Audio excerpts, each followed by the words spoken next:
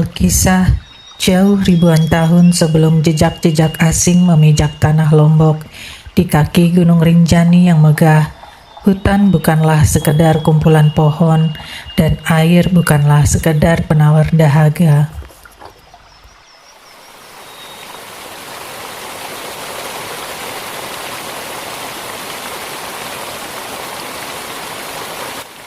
Masyarakat adat Sasak di Desa Senaru hidup dalam satu hukum yang tak tertulis, pemali, pantangan sakral yang menjaga batas antara dunia manusia dan kediaman para entitas gaib penunggu Rinjani. Mereka percaya puncak Rinjani adalah singgasana Dewi Anjani, sementara jurang-jurang di bawahnya dilindungi oleh para penjaga rimba.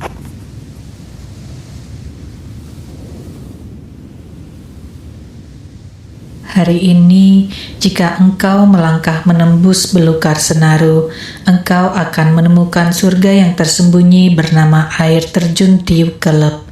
Percikan airnya yang melayang bagai kabut putih dipercaya dapat membawa kesegaran dan mengembalikan masa muda. Namun jika engkau duduk berkeming bersama para tetua adat di balik temaram api unggun, mereka tidak akan menceritakan keindahan itu. Dengan suara berbisik, mereka akan membawamu kembali ke masa lalu, ke sebuah zaman di mana air terjun itu dikenal dengan nama yang mengerikan, Tiu Pambunuh.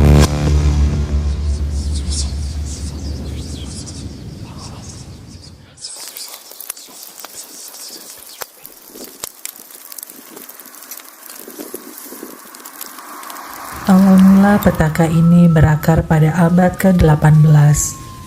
Musim kemarau terpanjang dalam sejarah melanda dusun Senaru.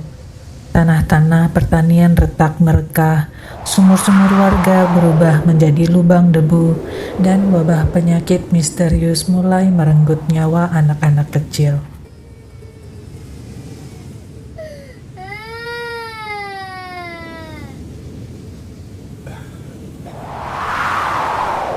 Di tengah ketakutan yang mencekam, tersebutlah dua tokoh yang memegang takdir desa tersebut.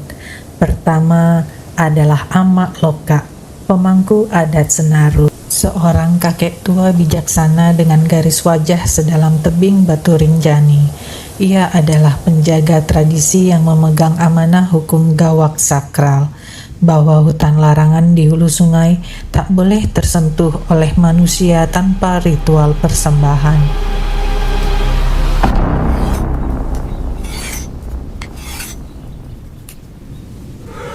Dan tokoh kedua adalah sosok yang mengubah segalanya, Datu Sanggara. Sanggara adalah pemuda gagah, pemburu terbaik yang pernah dilahirkan Senaru. Busur kayunya tak pernah meleset, dan jiwanya diliputi keberanian tanpa batas. Namun, keberanian Sanggara melampaui rasa hormatnya pada adat. Bagi Sanggara, hukum adat dan ketakutan pada entitas gaib hanyalah kelemahan para kakek tua. Malam itu di balai desa, perdebatan sengit pecah di bawah sinar rembulan yang meredup. Sanggara, dengarkan nasihat para leluhurmu ini. Hulu sungai itu adalah tempat bangsa Kelep menyuci diri. Jangan sekali-kali menyeberangi batas gawak sakral tanpa persembahan, atau murka Rinjani akan meratakan desa ini. Tua bangka penakut, kalian membiarkan anak-anak Senaru mati terbaring karena kehausan hanya demi menyembah bayangan gaib. Jika dewa-dewa kalian menahan air, maka aku sendiri yang akan merobek hulu sungai itu dan mengalirkan airnya ke rumah kita. Sanggara, hutan hulu itu bukan milik manusia. Siapapun yang menyeberangi sungai tanpa izin bangsa Kelep takkan pernah kembali membawa nyawa. Tanpa memperdulikan teriakan peringatan sang pemangku adat, Sanggara berpaling. Ia menyandang busur besarnya, mengolesi mata panahnya dengan getah upas beracun, dan melangkah sendirian menembus kegelapan hutan larangan.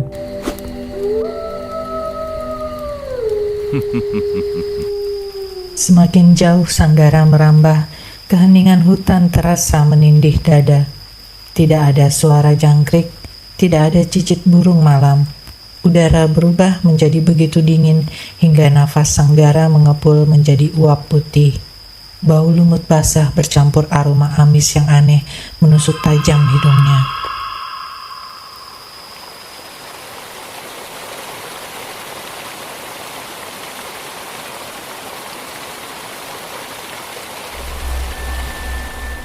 Di ujung jurang batu yang curam, berdirilah tirai air terjun raksasa yang gemuruhnya menggetarkan tanah. Namun, mata Sanggara terbelalak. Di balik gulungan air yang putih deras, memancar pendar cahaya purba, perpaduan warna emas dan ungu pekat yang menyilaukan.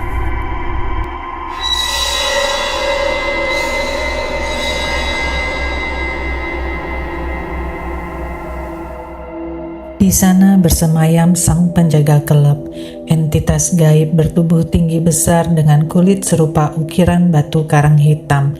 Ia melayang anggun di atas pusaran air, melakukan ritual penyucian alam. Di tengah dadanya bersemayam sebuah permata gaib yang memancarkan energi kehidupan Rinjani.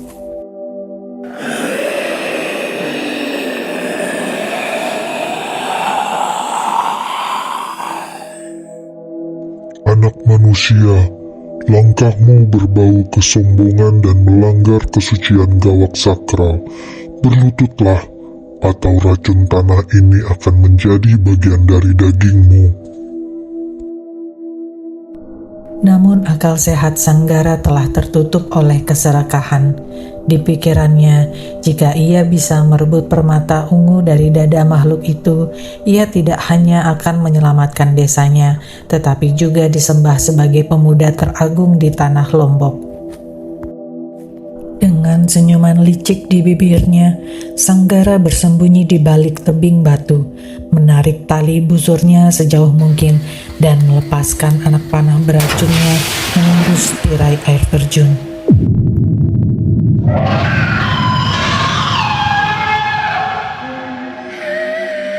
Manusia jahat, darahmu dan seluruh keturunanmu akan membayar harga dari masa muda yang kau curi malam ini.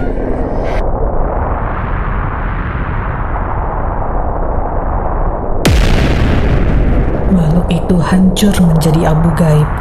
Namun saat ia runtuh, bencana dahsyat pecah. Air sungai yang jernih mendadak berubah warna menjadi merah kental seperti darah segar. Dari dasar kolam, gual air meletup kencang, menyemburkan jutaan buih-buih merah yang melayang-layang terbang memenuhi udara.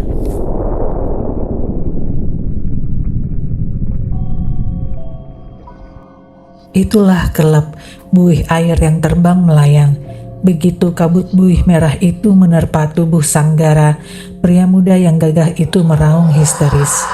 Buih itu bukanlah air biasa, ia adalah penyerap energi kehidupan.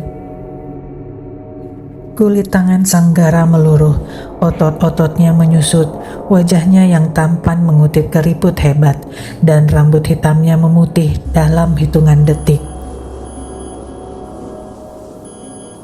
Wajahku, tanganku, apa yang terjadi padaku? Ampuni aku.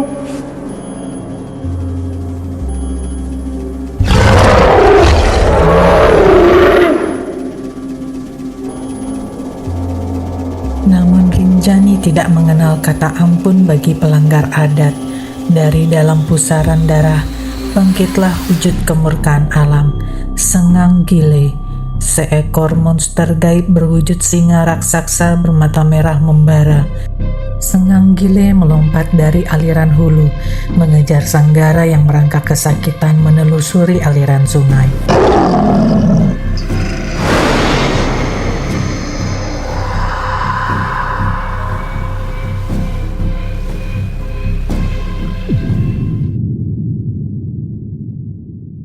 Keesokan harinya ketika matahari terbit menembus kabut Senaru, Amak Loka beserta warga desa menemukan jasad Datu Sanggara roboh terbaring di dasar air terjun bagian bawah, tempat yang kini kita kenal sebagai air terjun Sendang Gile.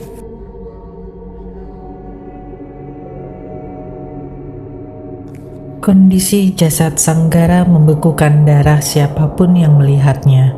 Separuh dari wajah dan tubuhnya tampak keriput dan layu seperti kakek-kakek berusia 100 tahun.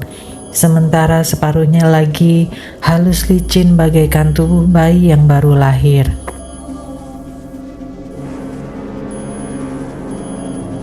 Sanggara telah menukar usianya.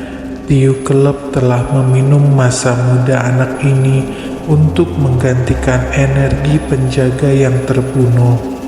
Ingatlah hari ini, jangan pernah bermain-main dengan hukum pemali Rinjani.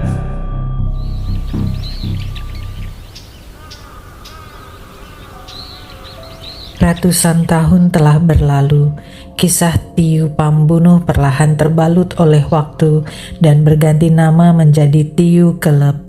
Mitos modern yang engkau dengar hari ini bahwa basuhan air Tiu Kelep akan membuatmu 1 tahun lebih muda sebenarnya adalah kamuflase halus dari sebuah rahasia yang jauh lebih kelam.